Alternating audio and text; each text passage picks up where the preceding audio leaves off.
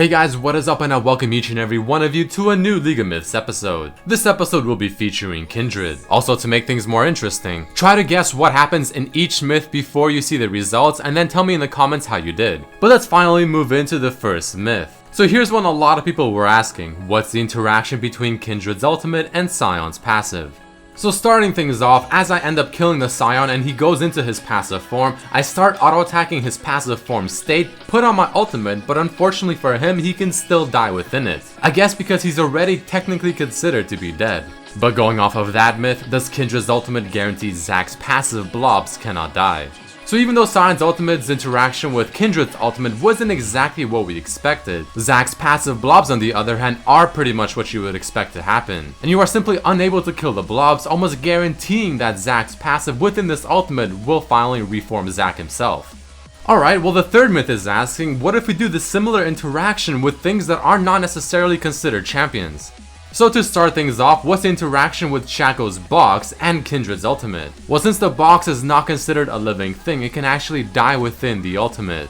But is the interaction any different with a Zyra plant? Well, as we begin to test it, as the plants do get formed within Kindred's ultimate, you can see that they do interact with the ultimate and they cannot die within it, which is very interesting. But what about Yorick's ghouls that he summons? As we begin to test it in this example right here, the ghouls do not interact with the ultimate and they die within it. But what about champion-like ultimates? So for instance, in this example, Yorick's ultimate. Evidently, you can see that it does interact with Kindred's ultimate and the ghost cannot die. And for demonstrational purposes, we're also going to be testing this with Mordekaiser's ultimate, and as he has the ghost of Yorick, I'm trying to kill it within my own ultimate, but it's not letting me. Moving on to the next myth, will Bard's ultimate affect Wolf when it is in W form on top of affecting Lamb? So when using Kindred's W, it takes Wolf and puts it within an area where it can attack anything within it, acting as its own entity. So does this mean that Bard's ultimate can affect Wolf as well? Unfortunately, the answer is no. Even though Lamb does get affected by Bard's ultimate, Wolf does not and continues attacking whatever he was. The next myth is asking, what's the interaction with Kindred's ult and Tahm Kench's Devour?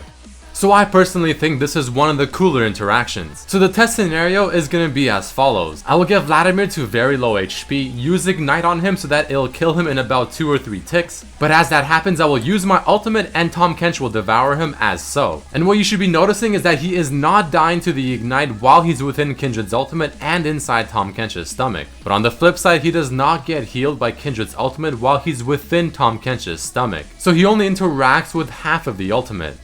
Moving on to the next myth, does Yasuo's Wind Wall block Wolf's attack in W and in the E third attack?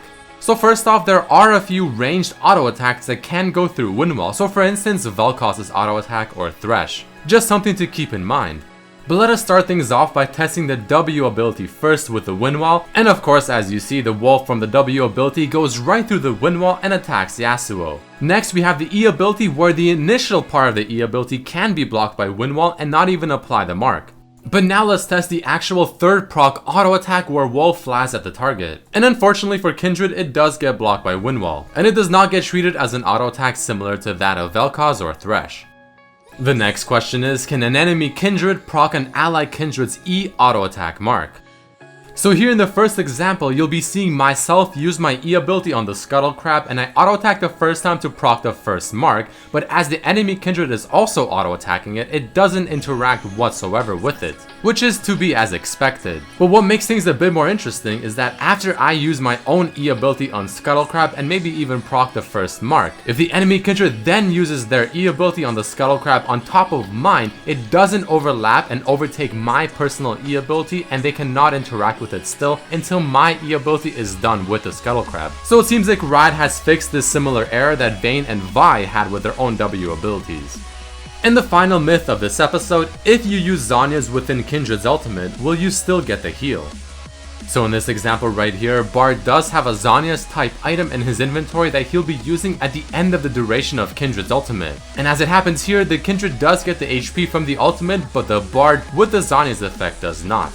But is this interaction any different if you use Bard's ultimate instead of the Zhonya's item? And it turns out that the answer is no, other than of course affecting other players from getting the heal effect. But that is it for this episode of the League of Myths series, guys. If you did enjoy, definitely hit that like button, submit your own myths down below that you want me to test, check out the other episodes and videos as well, and subscribe if you haven't. Thank you so much for watching. Peace!